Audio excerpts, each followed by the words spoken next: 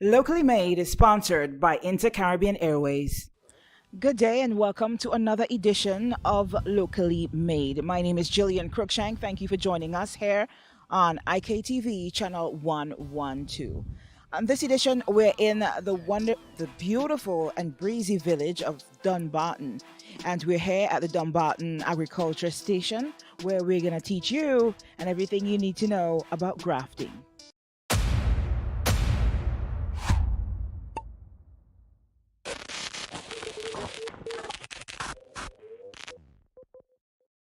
We're here with Supervisor Sidney Sutherland at the Dumbarton Agricultural Station. He's going to be giving us an intro into grafting. Now, if you've ever wondered how you get some of those short, small golden apples or short banana or coconut trees or anything like that that's been grafted before, we're going to answer all your questions here today with this intro. So I noticed you have some tools set out already. First, what is grafting though? I have to ask that. What is grafting? Okay, grafting, as we know, is you take in two different plants, two different plant parts, and you putting them together to get one. Okay, first you must have a rootstock and a scion. A rootstock and a scion. Okay. So, as I said, rootstock, right? This plant right here, this is what we call a rootstock. Okay? And why I say rootstock, this is derived from, let me say, a plant, a mango seed, like out in the field. Okay, you have like the common mangoes, which is the Ceylon, not the Ceylon, the beak, Parlover, horsey. You know, those type of wild mangoes that we have. So we go in the field and we gather these and we take them, and that's our rootstock. But mainly we look at the horse mango because of the gut and the bearing ability, because it bears a lot and the gut is very big, and that plant can withstand a lot of disease. So we use that as a rootstock.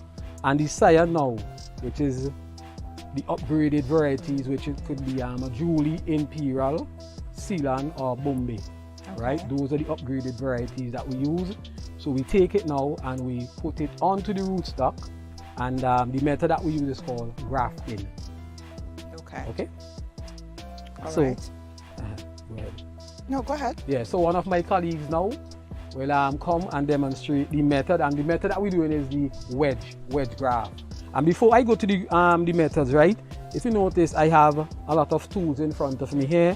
We have the secateur, you have the body knives, and you have this face cotton, face sponge, and we have the hand sanitizer. So what the guys do with the face sponge is that they spray the sanitizer on the sponge, and they sanitize their tool before they use them. Sanitize. Also, you sanitize your hand, and then you do your method. And this process, it's to prevent what from happening? Prevent any foreign, like we say, foreign microorganisms from getting into the procedure that you're going to do the grafting method. And let's say foreign organisms do get in, what can happen if that happens? Would it stop the grafting process, or it would spoil the whole tree itself?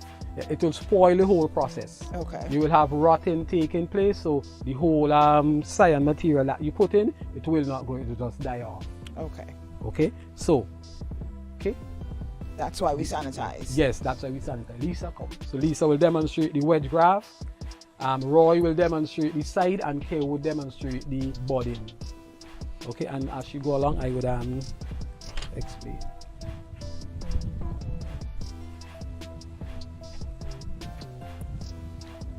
All right, Lisa. Step by step. So everybody has to start with sanitization. Yes. Okay. They already know what to do, so they will just follow the procedure. And if you notice, Lisa, she's sanitizing her hands. And then she gets us the face sponge. She sanitizes her knife. And the secateur.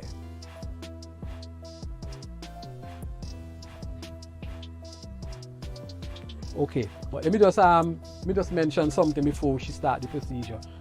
Before she cut, right? Remember, this is the rootstock, right? And this can be a common mango, whether it be Ceylon, DB, whatever. The cut that she's supposed to make is to be 12 inches from this base of the soil upwards. Okay? And the reason for that is that when she already done the procedure, you don't want any, if rain to fall, you'll have splash erosion taking place here, so you don't want it to get into the metal. Okay. Right? So that's why it should be 12 inches up. All right.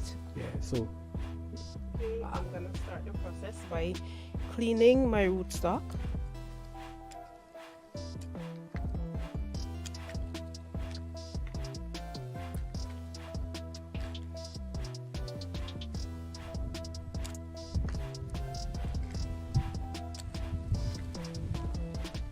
You're gonna take all? Yes. Or you just need to leave a few leaves? No, you don't need to leave any leaves. Oh, okay. Okay. I was not expecting that. Yes. I would think that was a critical part of the plant. So you have to take off all the leaves. Why is that? Why do you have to take off all the Okay, leaves? because we don't want any of this party continuing the growing stage, so that will reduce all the leaves. Okay, understood. So Normally your rootstock have to be pencil size. Pencil size. yes.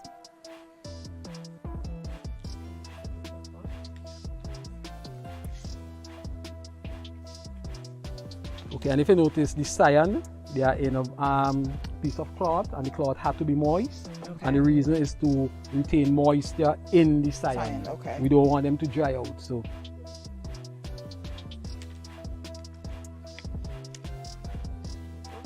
And the cyan, which is this, and the rootstock, they should be compatible in size. Okay. So I am gonna make a wedge cut down the middle. A wedge cut. Wedge cut. Okay. Okay, and pay attention to the way how Lisa is holding the knife and her fingers. The knife is going through the fingers.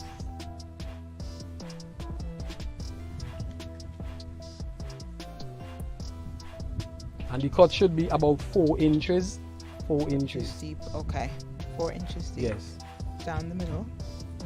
Yeah.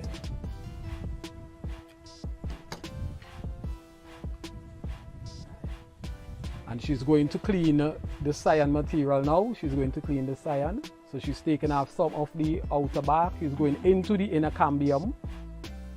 So she's making one clean cut. Right? So, and the knife have to be very sharp. Okay. It must be very sharp. So making one clean cut.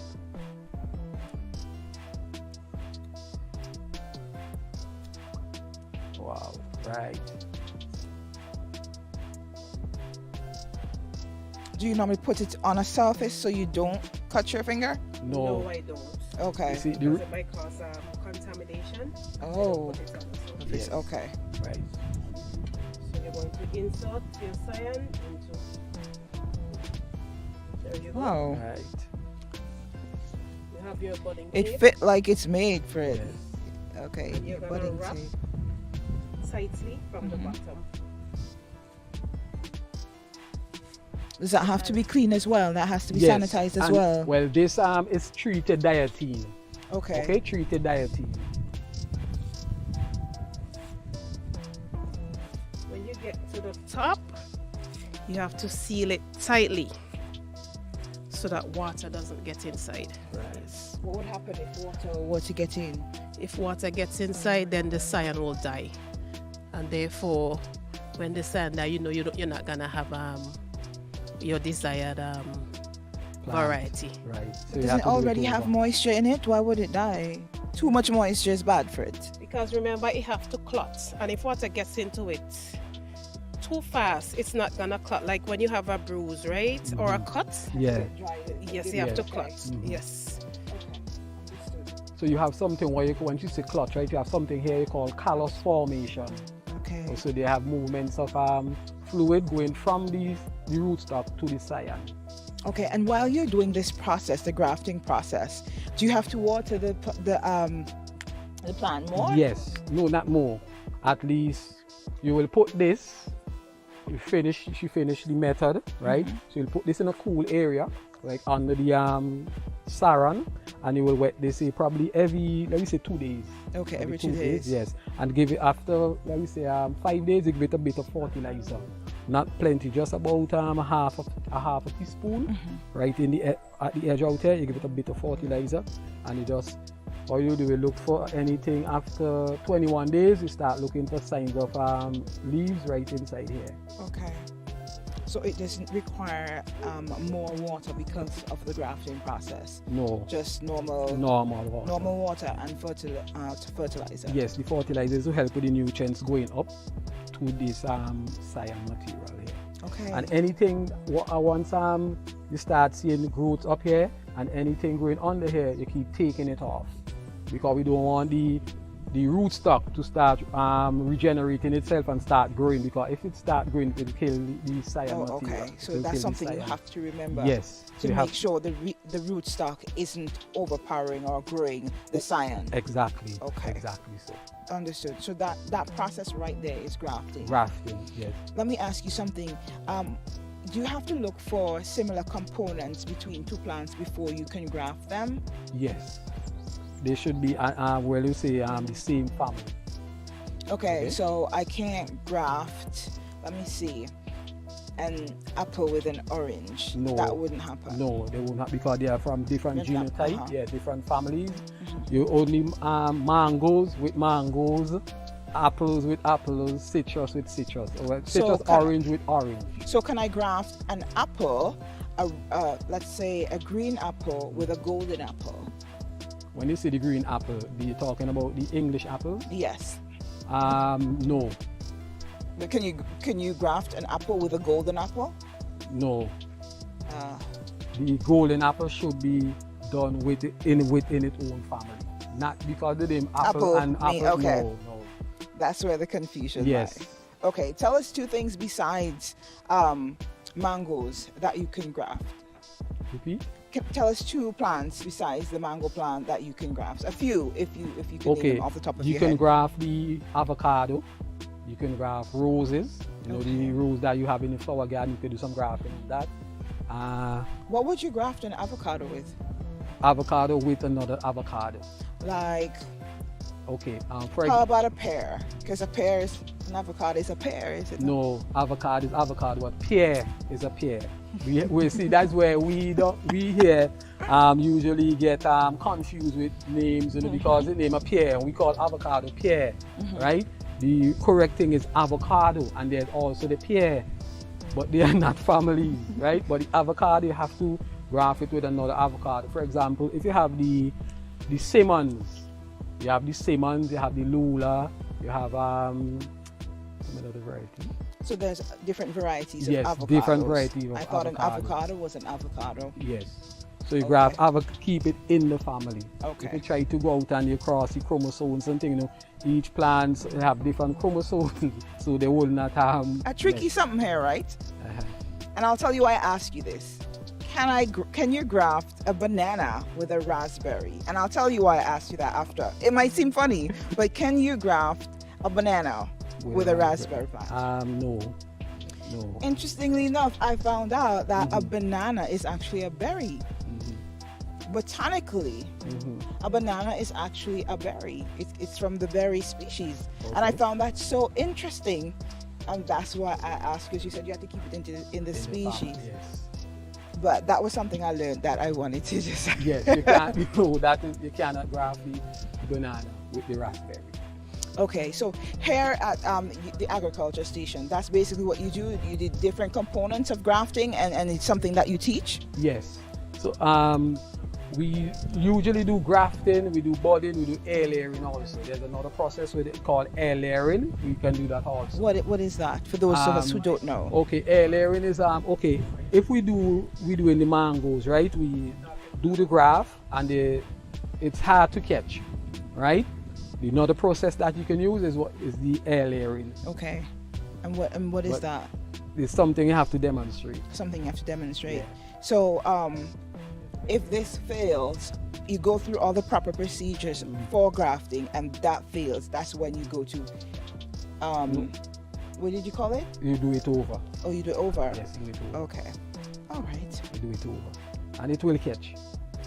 And then, And what is budding? Okay, we're going to demonstrate that now. Okay, let's go. And this now, as you graft this, you can get a mango within, let me say, a year.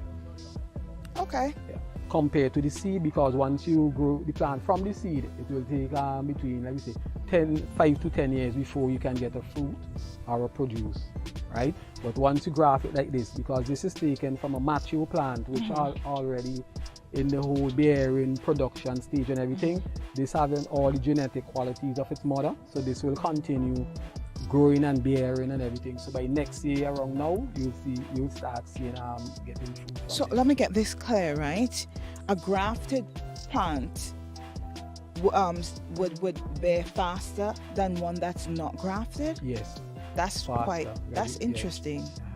All right. Yes. So what we can do, I can show you now how you do budding, and if you wish to see the side graft, we could do another methodology, side graft. Let's go with budding. Or I wanted to show you another way that we can graft the mango. Okay. If you have like limited space in your backyard, and you want, like you say, one mango tree giving you 2 different varieties, right? So it will be like let me say Julie and Imperial. Okay. Or Ceylon and Bombay. And those are 2 fleshy mangoes, right? Yes. Okay. We can do the same procedure, the grafting on the both one here, and you can have one plant giving you 2 different types of mangoes. That is incredible. Yeah. How long have we had this this technology, this methodology? Methodology? Yes. Here in St. Vincent, I'm talking about. What they say is around long. Well, I'm in the ministry for about 35 years. And I start doing this from since I was about 19 years old. Okay. And this guy down is who taught me to do it. And he's around, well, he is on retirement now. Okay. So that is a very long time. And it was here before that. And we're just learning about it for the last 10 years. Oh, well, okay. I know about this long time. And I've been teaching the guys up here different methods, how you graft and how to get a quicker mango and those sort of things. Okay. Yeah. Tell me some of the plants, while you do your process, right? Tell me some of the plants that you graft frequently here. Oh, well, we do mainly avocado, mango. And that's it? Yes, okay. Avocado and mango. Okay. Yeah. So we can do Go ahead. Yeah. So we can do the citrus. And this is the guy who taught me all the grafting and budding skills.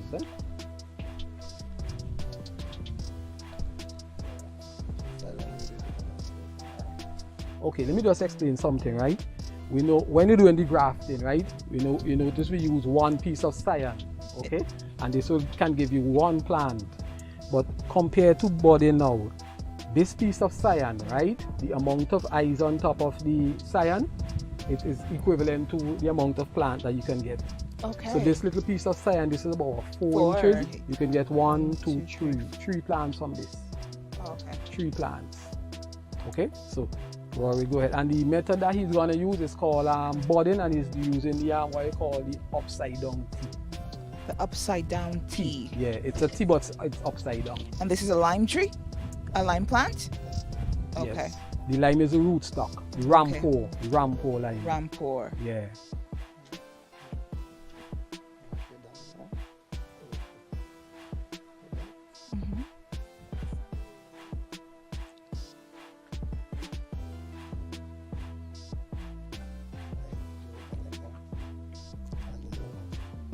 Okay. And that's the cyan now. We're going to take out the cyan. That's 1 piece.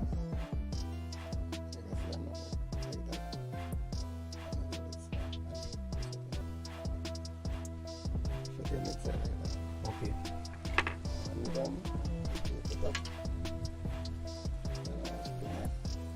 Okay, so he finished doing the method now, so what he's doing now is taping it up. And again, same procedure. You make sure it's tight so the water can get into it. Right. Same procedure like the mango. Okay. You make a seal up here, so you spin your hand like this, and then make like a seal. Okay. You spin your hands. Yeah, to make a seal at one. Okay.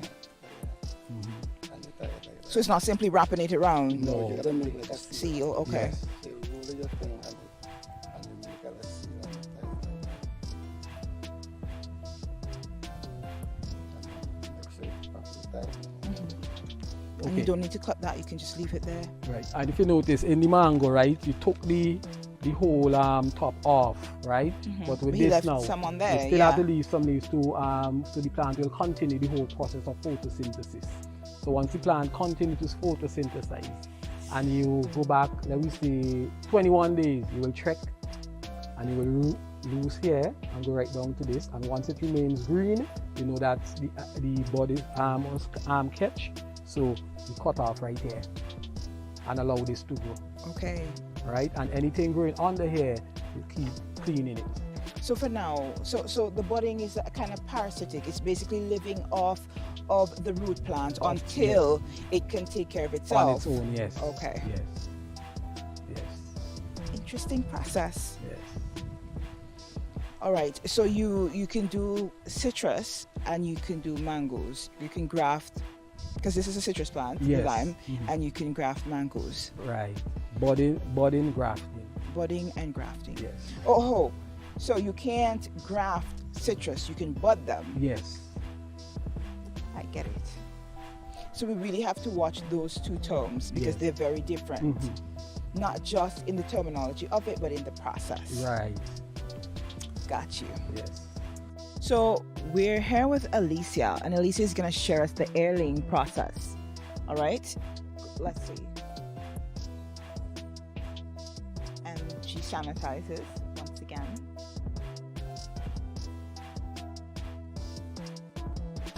Okay, so what she's going to do now, right? She's going to make a circle cut right around the back, right around, and she's going into the cambium, and back into the cambium.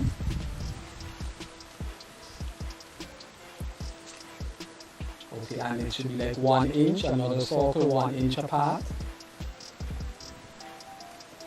Same circle cut.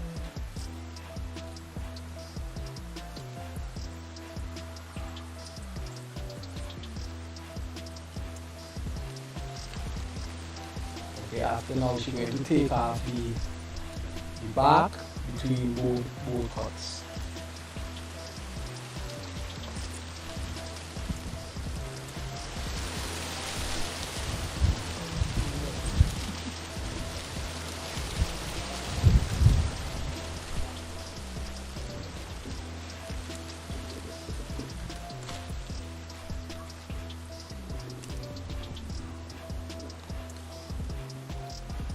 Okay, right. After the back has been removed now, what she's going to do, she's going to wound the area called wounding. She's going to disrupt the flowing of nutrients. So she's going to damage the xylem and the phloem in that area.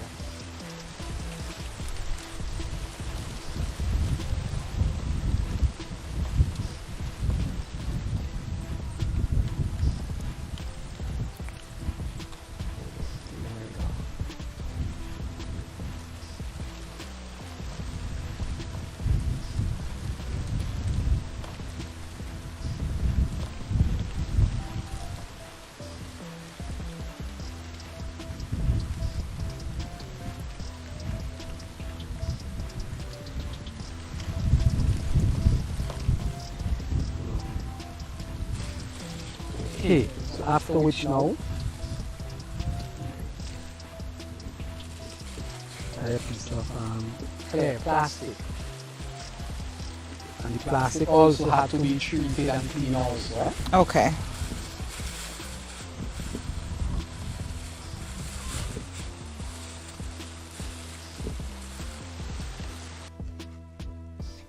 Alicia, how long did it take you to learn how to do this? Well, I'll say just a day. A day? Yes. Wow. And how long have you been doing it? 3 years now. And you like it? You like doing grafting? Oh, and earring. Air laying. Sorry. Air layering. Air layering. Or marcotting.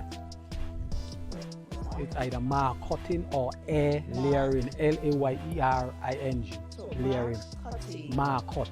Marcot. Yeah, marcotting or air layering. layering. Yes, that's the Okay. correct term.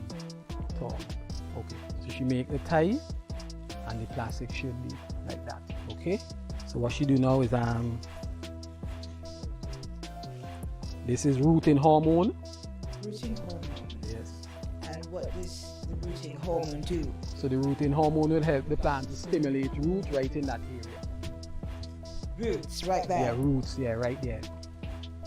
And air layering is done on plants that is very hard to graft or bud. If you can't do budding and grafting on them, you can do air layering to get a different plant from the mother. Not a different, another plant from the mother. So she put some rooting hormone there. Oops. And what she's going to do now is add some coconut coir. And the coconut coir have to be moist. For folks like me who don't know what coconut coir is, can you give us a brief? Yes, that's coconut shell that we put in the shredder and we shred it. Okay. And it is broken down to like dust. So that's what we use in coconut coir. Coconut coir. C-O-I-R. Okay. Right. So she wrapped she's going to wrap it now. Hold easily. Let me just help, right? Hold on.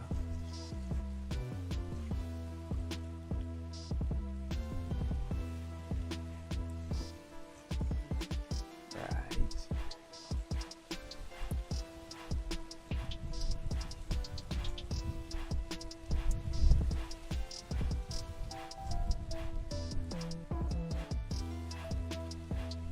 Okay, so you take the rest of the string now and you tie it very tight so that it won't lose, so the plastic will not give way. So it has to keep the coconut coir intact.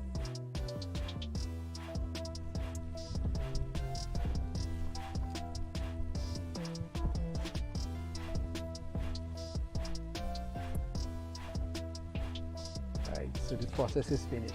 So after about, let's say about 2 to 3 months, when you come back and check this, you will see root inside here. It starts in roots. Once you see root, you cut right here and you can plant that and this will continue to grow as a plant. Okay. Simple as that. Air layering right Yeah. there. Lisa, thank you so much. You look like an expert doing that. Yeah.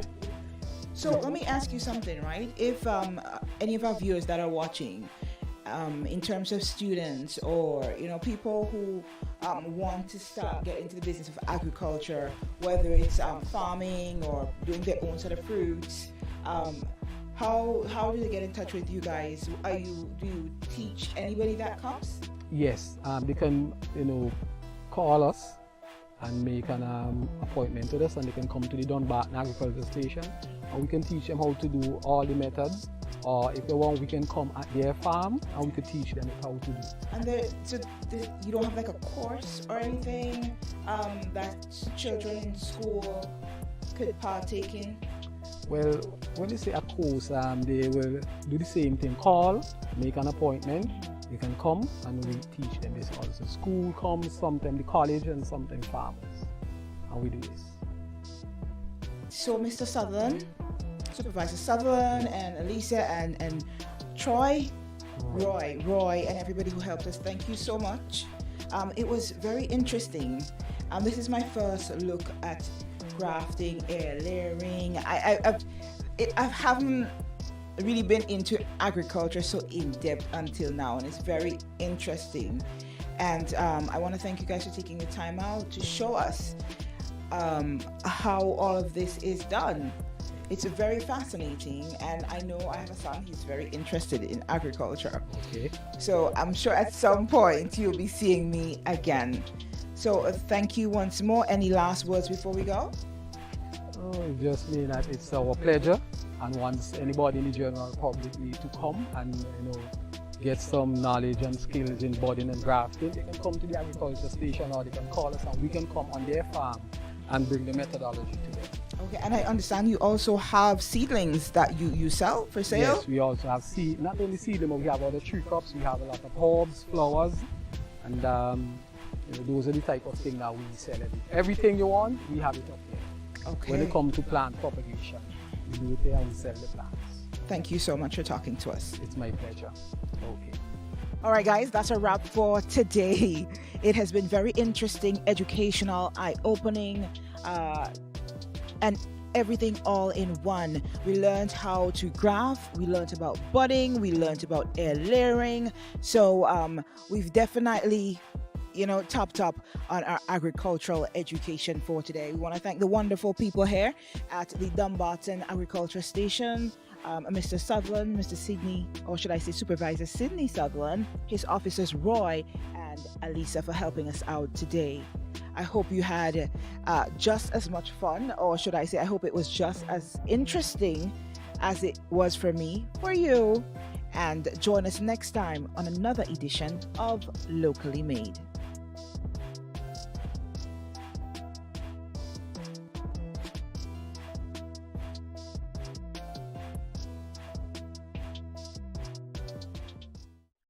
Locally Made is sponsored by Inter-Caribbean Airways.